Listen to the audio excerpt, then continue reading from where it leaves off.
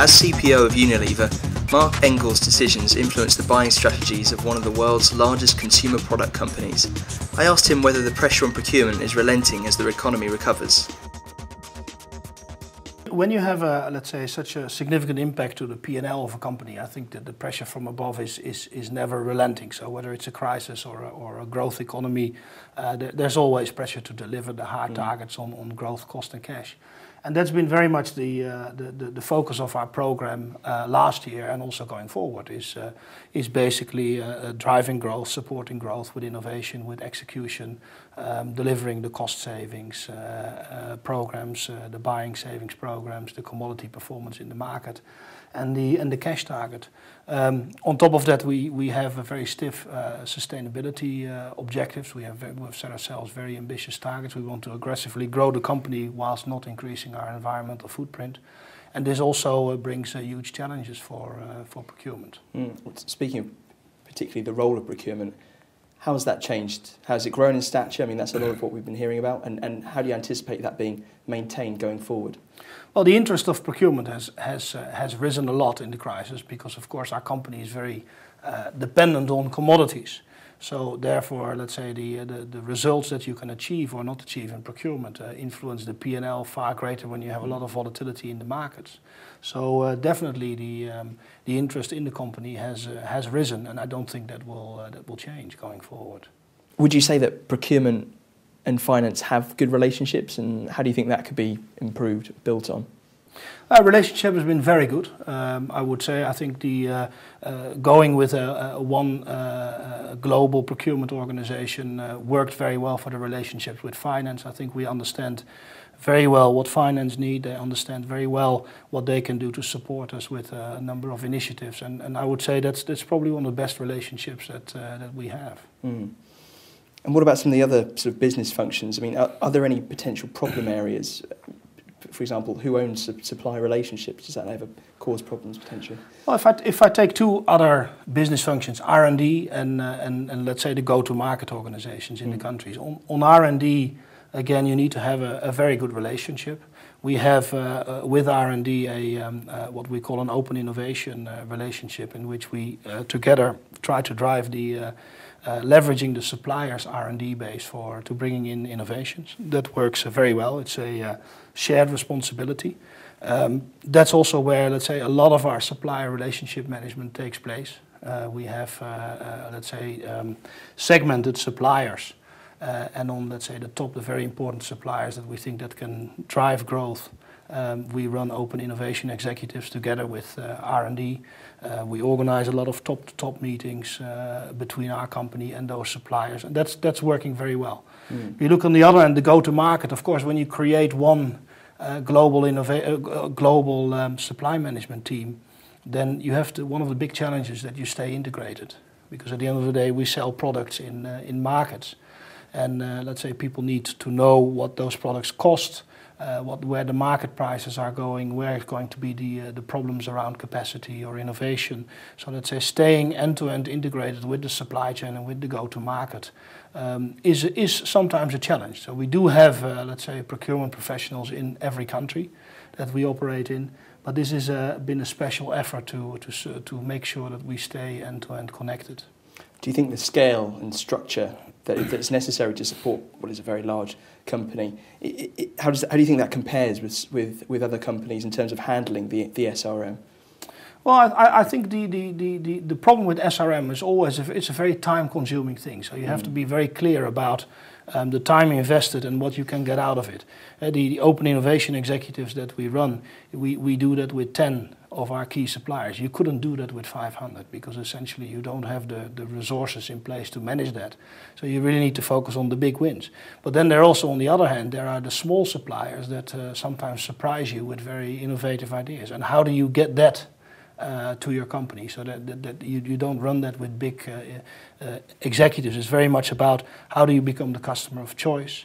How do people know that when they bring an idea that you're open to that idea, that you are basically responding very quickly on that idea? And those are some of the challenges that you can't formalize in SRM structures, but that you need to work on so that people actually come to you with innovations.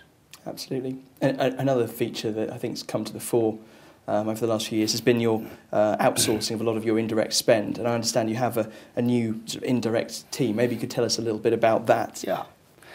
Indirect has been an area, because we come from a background of where our company was quite local, and we've been on a journey to regionalize it and globalize it. So let's say the indirect spend has really been a very exciting area last year, and this year we've recruited a fully new team, a global team. We have a new organization called Enterprise Support, which is basically centralizing all the service delivery functions in Unilever. And there's a lot of opportunity. Our spend base is almost as big as our direct spend base. So in that sense, there is a lot of opportunities there to create value for Unilever. Now, part of that is having an outsourcing agreement. We have an outsourcing agreement with IBM, and that works very well for us. And to be a little bit clear what that is, it's on 3 levels. On the bottom level is basically IBM has created for us one catalog system on Ariba. And there are massive advantages to have one system all across the world, and they maintain and upload the catalogs. Then there is the whole purchase to pay cycle, which again is all the same process. So you get a lot of visibility on the terms and our performance, our efficiency. And then on top of that is the strategic sourcing part, where actually Unilever retains the responsibility for strategic sourcing, but we work together with buyers from IBM in order to get the scale and the best deal and all this kind of stuff. So that deal is been in place for a number of years now. It applies to about 1/3 of our indirect spend, and it's been working very well for us. And why has it been working very well? Is because it basically brings the process, and process brings compliance. So let's say if you, in the old days, anybody could call up anybody to buy something.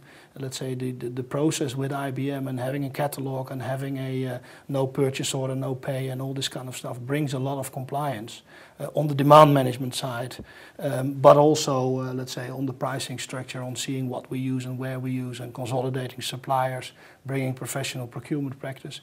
And there is stuff that IBM actually delivers as well. The IBM buys, I think, about 55 billion of goods and services.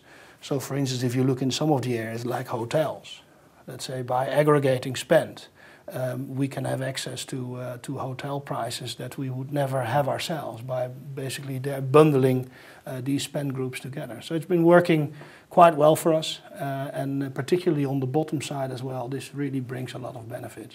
I mean, you mentioned the demand management side, and that's occasionally sort of cited as one of the areas that people feel that when that's taken out of house, you lose some of the ability to have control over that spend. I mean, do you see that as a challenge? Is that a No, I think it's downside? a big benefit. I think it's not a challenge at all. I think it's a big benefit because take a very simple example. 5 years ago, if you needed some office stationery, you would just call the local guy and he delivers and he brings, so there's no control. Now there is a purchase order that you have to do in the system that needs to be signed off somewhere, and then it's automatically ordered and it comes.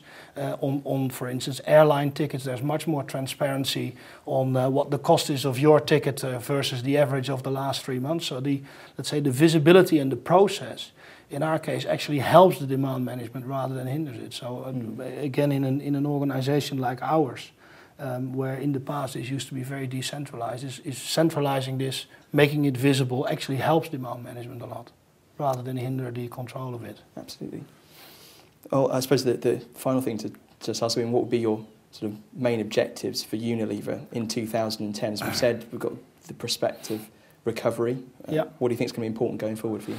Well, we have, as a company, we've set ourselves very aggressive growth targets, and whilst at the same time not increasing our footprint to the society at large. So in that sense, particularly on environment, so let's say sustainability, growth are featuring very highly.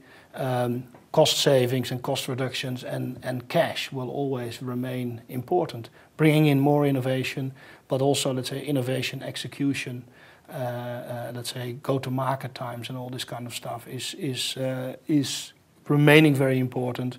Rolling out our indirect program worldwide, that's let's say some of the stuff that's going on. So it's a very exciting agenda, a lot of exciting things going on. I think really procurement in Unilever has come very clearly on the map.